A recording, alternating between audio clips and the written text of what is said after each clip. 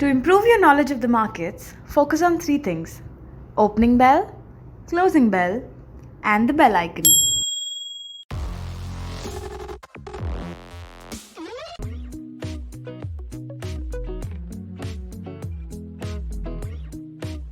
Welcome friends to this week's weekly market outlook. Last week मेरी तबीयत जरा ठीक नहीं थी तो मैं वीडियो नहीं बना पाया था, तो चलिए शुरू करते हैं। सबसे पहले कोरोना वायरस के बारे में बात करूं तो दुनिया भर में केसेस जो हैं वो बढ़ते जा रहे हैं और पिछले एक महीने में 62% जो केसेस हैं वो ग्लोबली उनमें एक बढ़त देखी गई है और केसेस जो हैं वो करीब 1.14 करोड़ हो चुका है। और डेथ्स की भी बात करूं तो डेथ्स भी जो है वो 500,000 मतलब 5 लाख से ऊपर डेथ्स हो चुका है, जो काफी एक सीरियस बात है। यूएस की बात करूं तो यूएस में पिछले महीने एक महीने में 47% केसेस इंक्रीज देखा गया है और केसेस जो है वो करीब 30 लाख के आसपास हैं। और डेथ्स की भी बात करूं तो डेथ्स भी जो है वो 1.3 लाख डेथ्स यूएस में हो चुका है, जो काफी दुख की बात है। इंडिया की अब बात करूं तो इंडिया जो है वर्ल्ड के टॉप 3 मोस्ट मतलब इफेक्टेड कंट्रीज में है। यूएस हो गया, ब्राजील हो गया, उसके बाद रशिया और इंडिया थर्ड पोजीशन पे हैं। तो इंडिया में मैं बात करूं तो पिछले एक महीने में 172% इंक्रीज इन केसेस देखा गया है।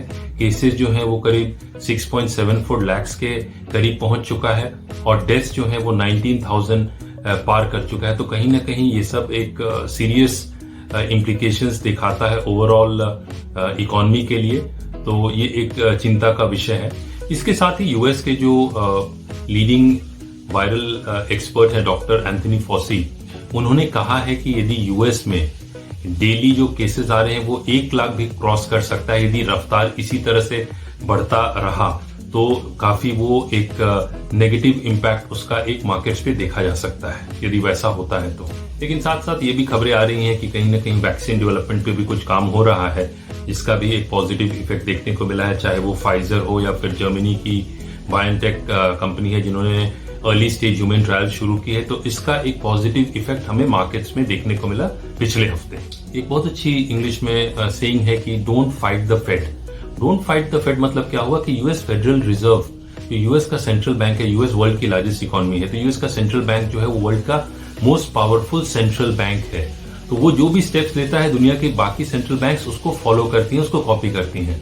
तो पिछले 2 महीने में 2.5 महीने में यूएस फेडरल रिजर्व ने ट्रिलियंस ऑफ डॉलर्स जो है यूएस इकोनॉमी में पंप किया, जिस कारण से हम लोगों ने ग्लोबल मार्केट्स में, यूएस मार्केट्स में एक मेजर रैली देखी। कुछ जो मेजर इंडाइसेस हैं, ग्लोबल इंडाइसेस, उनमें 40% से 50% की रैली हम लोगों ने पिछले 2.5 महीने में देखी, जहां कोरोना वायरस से एक तरफ जो है पूरी ग्लोबल इकोनॉमी शटडाउन के तरफ जा रही थी, वहीं दूसरी तरफ ग्लोबल मार्केट्स जो हैं उनमें एक मेजर रैली देखी गई। और यदि मैं वॉल स्ट्रीट की बात करूं तो 1998 के बाद ये अभी जो क्वार्टर बीता है, जून वाला जो क्वार्टर है, वो बेस्ट गेन्स का क्वार्टर वॉल स्ट्रीट के लिए रहा है। तो कहीं ना कहीं ये यूएस फेडरल रिजर्व ने जिस तरह से, और अदर सेंट्रल बैंक्स हो, चाहे वो जापान हो, चाहे वो चाइना हो, चाहे वो यूरोपियन हो सेंट्रल बैंक हो या फिर आरबीआई हो, जिस तरह से मेजर सेंट्रल बैंक्स ने फाइनेंशियल में सिस्टम में लिक्विडिटी इन्फ्यूज किया है, उसका एक पॉजिटिव असर हमें देखने को मिला ग्लोबल मार्केट्स में। लास्ट वीक की बात करूं तो ग्लोबल मार्केट्स में ओवरऑल हम लोगों ने एक तेजी देखी और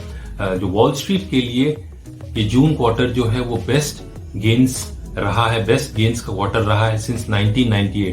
तो जहां एक तरफ कोरोना वायरस के second wave of attack global investors जो है वो कंसर्न्ड है, वहीं यदि डेटा फ्रंट पे बात करूं तो यूएस का जून मंथ का जो जॉब्स एडिशन आया है वो 4.8 मिलियन आया है, जो रिकॉर्ड है। तो वो एक पॉजिटिव साइन रहा, जिस कारण से भी यूएस मार्केट्स में हम लोगों ने और ग्लोबल मार्केट्स में हम लोगों ने एक पिछले हफ्ते अच्छी बढ़त देखी। इसके साथ साथ यदि चाइना की बात करूं तो चाइना जो वर्ल्ड का सेकेंड लार्जेस्ट इकोनॉमी है, उसका जो सर्विसेज सेक्टर का जो डेटा आया वो काफी पॉजिटिव आया और अप्रैल 2010 के बाद का बेस्ट डेटा आया। तो कहीं ना कहीं ये भी एक सिग्नल आ रहा है कि जो वर्ल्ड का सेकेंड लार्जेस्ट इकोनॉमी है वहां भी जो थिंग्स हैं वो नॉर्मल की तरफ जा रही हैं, तो वो भी एक पॉजिटिव मूवमेंट रहा। और दूसरी बात है कि यदि बाल्टिक फ्रेट इंडेक्स है जो बेसिकली ट्रांसपोर्टेशन जो वर्ल्ड में होता है गुड्स का, और उस इंडेक्स की बात करूं तो उसमें भी जो एक महीने पहले 400 के करीब ट्रेड कर रहा था, एक डेढ़ महीने पहले, वो आज 1800 के पार है। तो कहीं ना कहीं वो भी एक इम्पॉर्टेंट सिग्नल दिखाता है कि जो ग्लोबल मार्केट्स में या ग्लोबल इकोनॉमी में कहीं ना कहीं जो एक मेजर डाउनफॉल चल रहा था वो अब थम सा गया है और एक पॉजिटिव न्यूज भी ओवरऑल आना शुरू हुआ है। ये हमें ये देखना जरूरी है कि ये पॉजिटिव ट्रेंड बना रहे।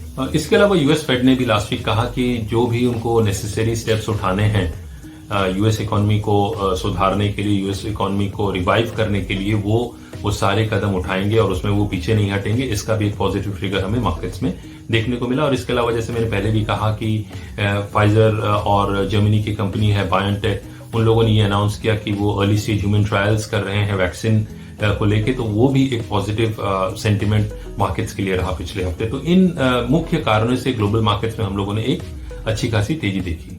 इन सब बातों के कारण चाहे वो डाउ जोन्स हो, S&P 500 हो या फिर नैस्डैक हो, इन सब में हम लोगों ने 3% से 4.5% की एक बढ़त देखी, तो जो काफी अच्छा एक पॉजिटिव सिग्नल रहा। और इसके साथ ही हम लोगों ने जो CBOE विक्स है, जो शिकागो ऑप्शंस एक्सचेंज का जो विक्स है, जिसे फियर फैक्टर कहते हैं, फियर इंडेक्स कहते हैं, जो ये बताता है कि ओवरऑल इन्वेस्टर्स का जो फियर है वो मार्केट्स में कैसा है, तो उसमें भी एक 20% की गिरावट देखी गई, जो काफी अच्छी बात है। तो इसका ये मतलब हुआ कि इन्वेस्टर्स में जो डर का माहौल है वो घटा है। तो ये भी एक पॉजिटिव साइन मार्केट्स के लिए रहा पिछले हफ्ते। यूरोपियन मार्केट्स की बात करूं तो जहां जर्मनी का जो बेंचमार्क इंडेक्स डैक्स है उसमें 3.6% की बढ़त देखी गई, फ्रांस के कैक 40 में करीब 2% की बढ़त देखी गई, वहीं फुटसी जो ब्रिटेन का मेजर इंडेक्स है उसमें एक साइडवेज ट्रेडिंग ही पिछले हफ्ते देखी गई। एशियन मार्केट्स की बात करूं तो जहां एक तरफ चाइना के शंघाई कॉम्पोजिट में 5.6% की बढ़त देखी गई और इंडिया के निफ्टी और सेंसेक्स में 2 से 2.5% की बढ़त देखी गई, वहीं जापान की निक्केई की बात करूं तो जापान के निक्केई में एक करीब 1% की गिरावट हम लोगों ने पिछले हफ्ते देखी। की बात करूं तो गोल्ड और सिल्वर में हम लोगों ने एक साइडवेज मूवमेंट देखा और गोल्ड जो है, लंदन गोल्ड की मैं बात करूं डॉलर टर्म्स में, तो वो करीब $1800 के करीब ट्रेड कर रहा है, जो ये जरूर दिखाता है कि इन्वेस्टर्स जो है वो अभी भी उतने कंफर्टेबल नहीं है और काफी पैसा जो है वो गोल्ड में भी जा रहा है, क्योंकि गोल्ड एक सेफ हेवन एसेट भी माना जाता है। क्रूड ऑयल की बात करूं तो लास्ट वीक क्रूड ऑयल में एक 5.6% की बढ़त हम लोगों ने देखी नाइमेक्स क्रूड में, और क्रूड जो है वो $40 के ऊपर ट्रेड करता हुआ देखा गया। और यूएस के जो weekly crude oil inventory data आता है वो पिछले 6 महीने में उसमें सबसे ज्यादा गिरावट देखी गई, जो कहीं ना कहीं ये दिखाता है कि डिमांड में एक पिकअप हो रहा है। तो इसका भी एक पॉजिटिव इफेक्ट हमें क्रूड ऑयल प्राइसेस में देखने को मिला और क्रूड ऑयल प्राइसेस जो है वो $40.6 पर बैरल पे बंद हुआ, मैं यदि नाइमेक्स क्रूड की बात करूं तो। वहीं यदि मैं करेंसी फ्रंट की बात करूं तो रुपए में एक तेजी देखी गई और रुपए जो है वो 74.90 अगेंस्ट द डॉलर पे ट्रेड करता हुआ दिख रहा है, जो कभी रुपए 77 भी होता था। तो एक अच्छी खासी हम लोगों ने अप्रिसिएशन रुपए में देखा है, तो जो एक पॉजिटिव साइन है। और यदि इंडिया की बात करें तो इंडिया का फाइनेंशियल ईयर 1920 के जो 4th क्वार्टर अभी बीता, वो इंडिया का जो करंट अकाउंट सरप्लस रहा, जो पिछले 10 साल में पहली बार हुआ, तो वो भी एक पॉजिटिव साइन रहा। और साथ में आरबीआई ने भी मार्केट्स में इंटरवीन किया और साथ में जो एफआईआई फ्लोज हैं वो भी पॉजिटिव रहे, तो उनका भी एक असर हमें देखने को मिला। और रुपया जो है वो अब फिलहाल 74.40 और 75.60 के बीच में अगले हफ्ते ट्रेड करता हुआ दिख सकता है।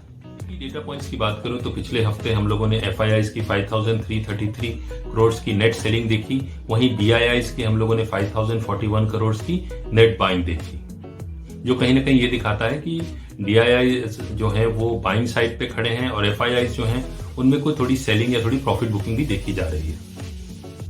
रिजल्ट्स की बात करूं तो अभी ये जो नया साल शुरू हुआ है फाइनेंशियल ईयर, उसमें फर्स्ट क्वार्टर के जो रिजल्ट्स हैं, अप्रैल से जून के जो रिजल्ट्स हैं, उसमें सबसे पहला जो मेजर रिजल्ट आना है वो टीसीएस का है और वो 9 जुलाई को आएगा। और इसका जो है इन्वेस्टर्स जो है काफी बेसब्री से इंतजार कर रहे हैं, क्योंकि ये एक मार्केट को दिशा दे सकता है। ओपन इंटरेस्ट की बात करूं तो वीकली सीरीज में ओपन इंटरेस्ट 10,400 के पुट ऑप्शन में और 11,000 के कॉल ऑप्शन में सबसे ज्यादा ओपन इंटरेस्ट देखा जा रहा है, तो कहीं ना कहीं ये एक रेंज देखा जा रहा है। और दूसरी बात यह है कि हायर टॉप्स एंड बॉटम्स जो है वो हम लोग मार्केट्स में देख रहे हैं, जो कहीं ना कहीं ये दिखाता है कि बुल्स जो है अभी भी स्ट्रांग है compare to bears. Put call ratio जिसे पीसीआर भी कहते हैं, वो 1.48 है, तो वो जो है 1.48 कहीं ना कहीं ये दिखाता है कि जो बुलिश मोमेंटम है वो सस्टेन कर सकता है। और ये जो पुट कॉल रेशियो है इसके लिए मैंने पूरा जो है क्यूमुलेटिव ओपन इंटरेस्ट डेटा जो है वो यूज किया है। तो ये काफी अच्छा इंडिकेटर है, इसे आप देखते हैं तो आपको एक आइडिया लग सकता है कि मार्केट में भी ज्यादा बुल्स स्ट्रांग है या बेयर स्ट्रांग है। बट इसे अकेले नहीं देखना चाहिए, इसे ये हमेशा एक सेकेंडरी इंडिकेटर रहता है। आप प्राइस पैटर्न्स और प्राइस ट्रेंड्स को साथ यूज करके देखते हैं तो आपको ज्यादा बेटर रिजल्ट मिलेगा। इकोनॉमिक डेटा पॉइंट्स की बात करूं तो मंडे को यूएस का जून महीने का ISM non manufacturing data release होगा। ट्यूसडे को जर्मनी का factory output data for the month of मई रिलीज होगा। थर्सडे को चाइना का जून मंथ का इन्फ्लेशन डेटा रिलीज होगा और थर्सडे को ही जापान का मई मंथ का मशीनरी ऑर्डर्स डेटा रिलीज होगा और फ्राइडे को इंडिया का मई मंथ का इंडस्ट्रियल आउटपुट डेटा रिलीज होगा। तो इन सब डेटा रिलीजेस का भी मार्केट्स पे कहीं ना कहीं एक असर हमें देखने को मिल सकता है। टेक्निकली बात करूं तो जो मार्केट्स हैं, चाहे वो इंडियन मार्केट्स हों या ग्लोबल मार्केट्स हों, वो शॉर्ट टर्म में ओवरबॉट जोन में है और कहीं ना कहीं अपनी की रेजिस्टेंस लेवल्स के पास हैं। तो बाइंग साइड में one definitely needs to be cautious, पहली बात। दूसरी बात है कि हमें मार्केट्स में वोलेटिलिटी भी देखने को मिलेगी क्योंकि मार्केट्स जो शॉर्ट टर्म में ओवरबॉट है और रेजिस्टेंस लेवल्स के करीब है तो हमें प्रॉफिट बुकिंग भी देखने को मिल सकती है। साथ में जो है जो सेल साइड पे रहना चाहेंगे वो शॉर्ट्स भी क्रिएट कर सकते हैं और ये जो ट्रेंड है वो ग्लोबल मार्केट्स में, सारे ग्लोबल मार्केट्स में देखा जा रहा है। तो कहीं ना कहीं कॉशियस अप्रोच ज़रूर मार्केट्स में अपनाना चाहिए अगले हफ्ते के लिए। निफ्टी के लेवल्स के बारे में बात करूं तो निफ्टी का जो सपोर्ट जोन है वो 10,250 और उसके नीचे 10,200 पे है और रेजिस्टेंस की बात करूं तो निफ्टी का पहला रेजिस्टेंस 10,750 के आसपास है और उसके ऊपर जो रेजिस्टेंस है वो 11,000 पे है। तो कहीं ना कहीं निफ्टी का जो रेंज देखा जा रहा है वो 10,000 से 11,000 के बीच में फिलहाल ट्रेड करता हुआ देखा जा रहा है। यदि शॉर्ट टर्म में बात करूं तो वो बुल्स के फेवर में है, लेकिन मार्केट्स जो है वो ओवरबॉट टेरिटरी में है और क्रूशियल रेजिस्टेंस लेवल्स के आसपास पहुंच रहे हैं। तो इसलिए थोड़ा सी मार्केट में हमें वोलेटिलिटी भी देखने को मिल सकती है और आने वाले हफ्ते में कैसे कोरोना वायरस का जो सेकेंड वेव है वो कैसे बिहेव करता है उसका भी एक सेंटिमेंट जो है वो मार्केट्स पे हमें देखने को मिल सकता है। तो कॉशियस अप्रोच डेफिनेटली रखनी चाहिए। वहीं बैंक निफ्टी की बात करूं तो बैंक निफ्टी का पहला सपोर्ट जो है वो 21,000 पे है और उसके नीचे जो दूसरा मेजर सपोर्ट है वो 19,500 पे है और रेजिस्टेंस की बात करूं तो पहला रेजिस्टेंस बैंक निफ्टी का 22,500 पे है और उसके ऊपर जो रेजिस्टेंस आता है वो 23,200 पे है। तो बैंक निफ्टी का फिलहाल ये रेंज हमें अगले हफ्ते देखने को मिल सकता है। तो आज के लिए इतना ही दोस्तों। यदि आपको ये वीडियो पसंद आया है और आप आगे भी सीखना चाहते हैं तो सब्सक्राइब करना ना भूलें। So be safe and trade safe and also be cautious. जल्द मिलते हैं। Thank you so much and have a nice week ahead.